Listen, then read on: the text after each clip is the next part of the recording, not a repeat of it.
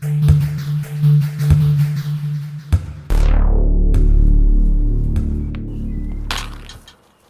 up, guys? The Snowman here, and today I want to talk about the newest tennis tournament. It is the ATP Cup. So this is a new international event on the ATP calendar. It's a men's tennis tournament starting in January 2020, and rather than being an individual event, it is a team event. So players will be representing their country that they are from. 24 different nations will be represented at the ATP Cup.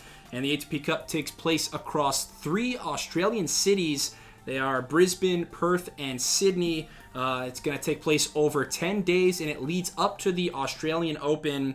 And $15 million up for grabs at the ATP Cup. Also, along with a max of 750 singles rankings points, 250 doubles ranking points on the line as well. So unlike the Laver Cup, this is not an exhibition event. Real points are on the line based on performances at the ATP Cup. So for qualification, the 24 teams are determined based on the singles ranking of their best player, and the rankings are taken the prior September.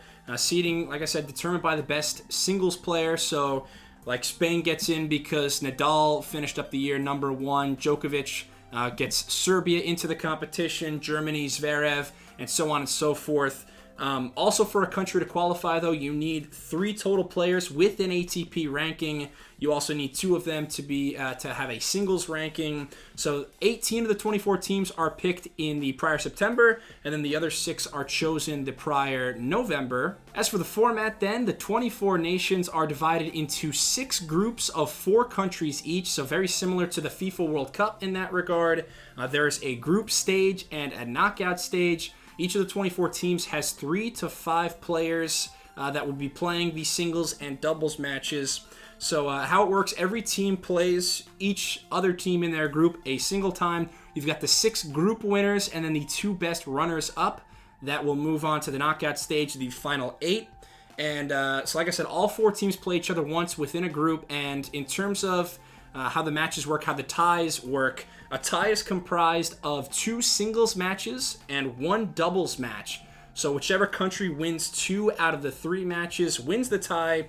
Singles are best of 3 set matches, and doubles are best of 3 as well. But instead of playing a third set, they have a match tie break. So for example, if Serbia and France are in the same group, let's say the first match of the tie would be a singles match. So we'll say Novak Djokovic plays Gael Monfils.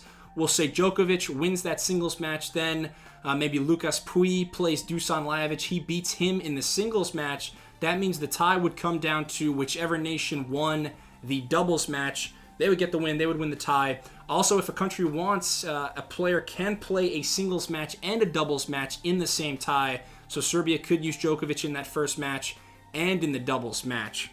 For the knockout stage, single elimination ties, quarterfinals, semifinals, and then a final to decide the winning nation. And then something else fun with the ATP Cup, there will be coaching allowed. So each country is going to have a team captain selected by the best player. Team captain will be either a former player or coach from that same nation, and on-court coaching is allowed. So we've seen this with the Laver Cup, how fun it is. Last year, Roger Federer and Rafael Nadal pumping up Alexander Zverev. The on-court coaching, though, I'm a big fan of it. Nick Kyrgios he really thrives in that environment as well. So I'm just excited overall for the ATP Cup. I think it's going to be a new, fresh competition, kind of, may end up replacing the Davis Cup long term, but I think players are always a little bit more juiced up when they're representing something bigger than themselves, like their nation. It's going to provide a great atmosphere, and I think it should be a great curtain raiser for the ATP season. So let me know your thoughts about the ATP Cup, any questions, comments, and if you enjoyed this video, please subscribe to the Snowman Sports Media, give me a thumbs up, and I'll be back soon. Thanks a lot. Cheers.